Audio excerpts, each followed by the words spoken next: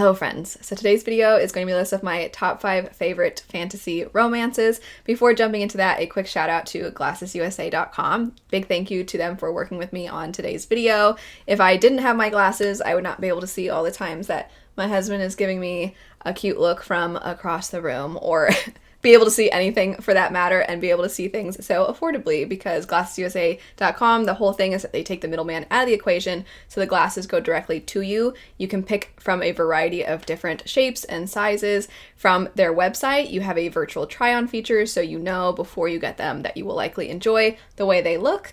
And like I said, they're very affordable. So a big thank you to them for working with me. If you've ever wondered where any pairs of glasses that I'm wearing are from, it's always from glassesusa.com. Jumping into the video now though, I'm going to start with something that is not a book, and if you have watched my channel for a while, you probably know what I'm going to say. I would feel bad not mentioning this because it is my favorite love story of all time, but if you're like, I don't care about something that's not a book, you can skip ahead. That would be Final Fantasy X. It has set a ridiculously high bar when it comes to romances and stories. I am a sucker for a wholesome, sweet, silly, cute romance. I rarely like ones that are ultimately mostly steamy. I want that feeling that those characters, even without the romantic aspects of the relationship, that they would be there for each other. And I like that there's more to a relationship than just the romantic sides. And I think that the two characters in Final Fantasy X 100% kind of embody this idea. They get to know each other, they're friends with one another, it's also sort of this young love, so there's this sweetness and this innocence to their love, and it's just so pure, and they care so much for each other. They kind of push each other, they support each other, they're there for one another, and it's so lovely. But the story is so tragic because the setup for this is that there is this world known as Sphera that every so many years, this creature known as Sin comes and destroys so much of the world, and the people that are trying to fight back against this creature are called summoners. And a summoner, even when they've defeated Sin, that calm only lasts so long because Sin inevitably will return. Our main characters, one of them is Yuna, and she is a summoner herself. And so it's tragic because this, it's such a trial to undergo this pilgrimage, this journey to become strong enough to defeat Sin. And you're going to see so many people who have endured so much, who have lost so many people along the way. And in this process, you are finding that Yuna is so set on hope. She wants to provide hope to other people. And it's also through this sweet, innocent, young love that you see hope as well. It's kind of like this theme is even present in their relationship, because even through the difficult times of this setting of this world, you're still finding those moments of happiness. And Yuna is such a great main character, or one of the main characters. She's not the main character, but she's one of the main characters, and she is a lovely person, and she cares so much for other people. But it's her perseverance, her very quiet perseverance and strength that makes her absolutely lovely. So then to see somebody who sees that in her and loves that about her is fantastic to see. And again, it's so sweet and so wholesome. They're so cute together. They're so sometimes annoying and obnoxious, and other people kind of give them a certain look like, what is going on with those two? But it is so wonderful. It's such a good story. I love Final Fantasy X, my favorite love story of all time. Getting into books, and the rest of these will be books. Like I said, I am a sucker for cute and wholesome, and that is very true of this next one, which would be Half a Soul. I read Half a Soul last year. I talked about it quite a bit, so a lot of you have probably heard me talk about it. I have this really lovely edition, which is just so cute, and the cover alone, I feel like, lets you know how adorable it's going to be, but it has a surprising amount of depth to it as well, and there is a certain heaviness to it that it doesn't shy away from, despite the fact that it is kind of cheeky and silly at the same time. So the setup for this story is we follow this young woman who at one time, half of her soul was taken by a mythical being, and they intended to take her entire soul, but in only taking half, they have left her a slightly muted version of herself. She's kind of a subdued version, and she feels emotions, and she processes what she's supposed to do and how she's supposed to talk, what she's supposed to say, given the circumstances that she finds herself in various different relationships and interactions. but it just doesn't come natural to her to react to those things the way that other people would. And this is a result of having this kind of, quote, piece of her missing. And a certain individual who cares very much for her, a family member, does not like the idea that if her life goes a different direction, that she will no longer be able to be there and look after our main character. And so this cousin, is who it is like, I need to find a way to make her better so that I know that she'll be okay if ever I get married and move on with my life. I want to make sure that she's taken care of. So I'm going to try to find this person who knows how to use magic that can get her that other half of her soul back. And this other person is cranky, and he seems to have a chip on his shoulder. He seems to have a problem with everybody. But for some reason, our main character, having such a bluntness to her and a genuine nature to her, the sense that she cannot really be false, is something that he finds kind of intriguing. And at first he's like, what is wrong with her? But then he finds himself comfortable speaking to her, and she finds herself comfortable speaking with him because he doesn't seem to expect her to put on this front. It is sort of a Regency story. It's actually called a Regency fairy tale, and it's really sweet, their interactions. The thing that adds depth to it is the way in which a lot of his past and his backstory, we shine a light on what he went through and what continues to go on and why he holds on to so much anger. And when you find that out, it's actually kind of heartbreaking.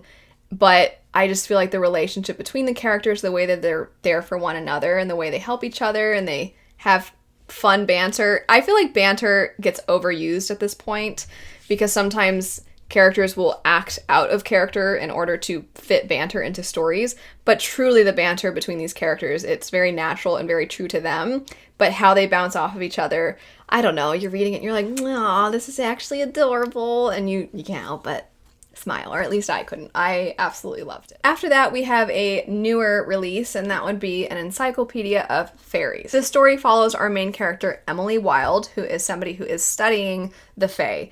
And so she is this scholarly woman who pursues knowledge, and she's very much kind of introverted, keeps to herself. She's not always the best in social situations because she's just so passionate about her work, and she kind of wants to be left alone. She doesn't really care all that much about learning how to interact with people, what you're supposed to say, what you're not supposed to say. She just wants to do her job and learn.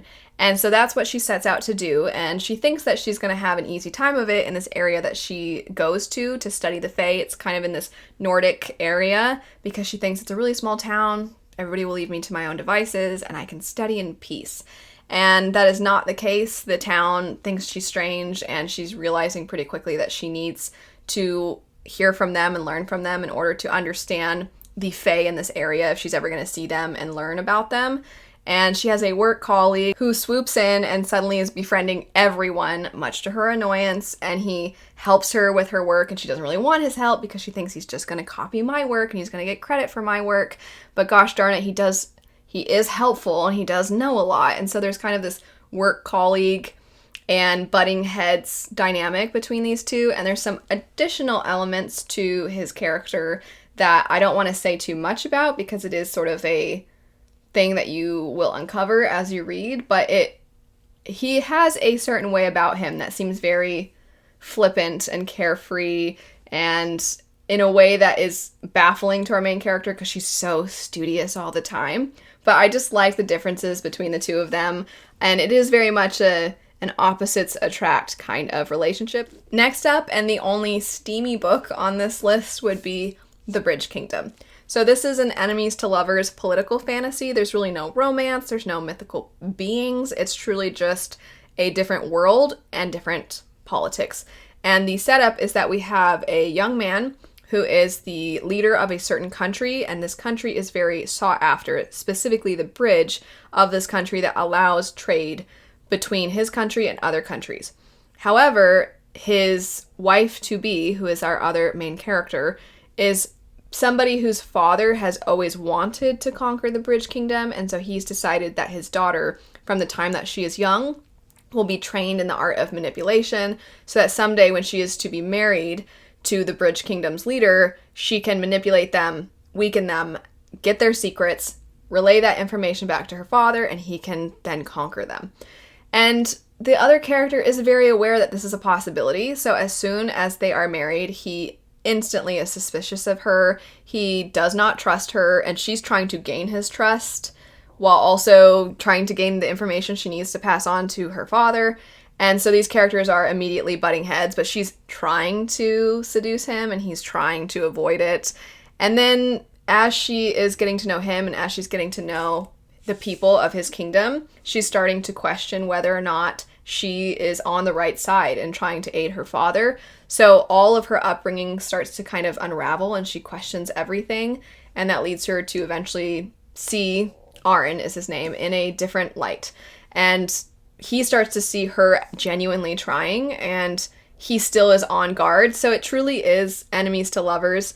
It's very much a tension-filled story, but I am a fan of political fantasy, and so for me, the political aspects of the story combined with the tension between the characters was just, I think, the right amount of mix. I think part of the reason why the steamier types of fantasy stories or the tension-filled types of fantasy stories often don't appeal to me is because I feel like we sometimes lose plot or we lose character development or even just the other aspects of a relationship. We lose that with the characters when we're so focused on the tension, and for me, this one had a good balance. If you have any recommendations, though, it can be for sweet stuff, too. I'll always take more sweet, wholesome, cute stories, but if you have any recommendations that you feel like are that good balance between plot, character development, and the romantic aspects of the story, let me know, because I would love to see it. Last is a book that I think does a great job balancing cute, precious, wholesome with some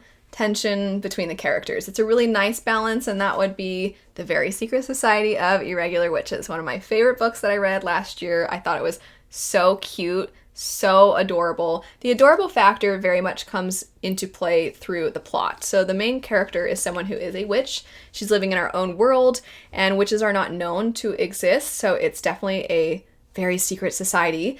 And one day, she is asked to become the mentor to 3 little girls who are, they themselves, orphans and witches, like our main character, but they have no grasp on how to control their magic, and if they're ever going to stand a chance of living a normal life, they have to learn how to control their powers. So our main character agrees to become their mentor, and the relationship with these little girls is so cute, it's so sweet, and also a lot of their own personal struggles, she's kind of helping them through that.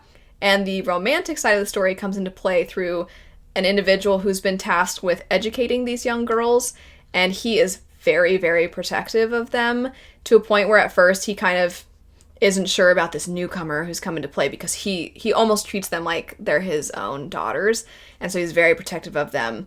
And he doesn't want anyone to learn anything about them that might put their lives in danger or put them in jeopardy in any way. And so our main character is kind of trying to show, like, I do care about them and I want to teach them and I'm a good person, I swear. And I don't have any ulterior motives. And then as they get to know each other, and at first he seems so stern, and she gets to know him a little bit more and understands that he's just protective. And he also has his own backstory that you dive into that I thought was something a lot of people would likely relate to. It has to deal with familial drama, I guess you could say, but I feel like drama is not even really the right word to describe what he's gone through. And then our main character has a lot of insecurities. She's definitely struggling with this sense of never having a home, never having friends, really, never really having a family or parental figures. And so a lot of what she's going through, I think, is very relatable as well. The way they come to know each other, to care for each other, to care for these little girls, it's just so, so sweet.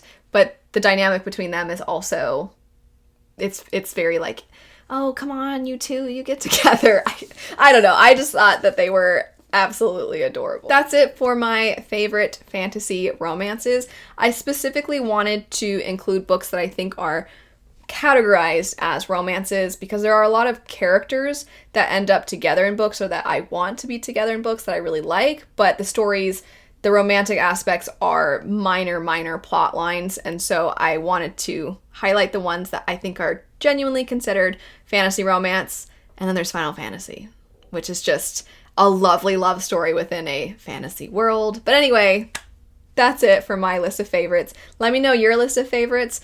can be completely different from mine. Maybe you have completely different tastes. Let me know what you love in your favorites, and then let me know if you have any recommendations. Thanks so much for watching. A big thank you again to glassesusa.com for working with me. I hope you have a great rest of your day, and I'll see you later. Bye.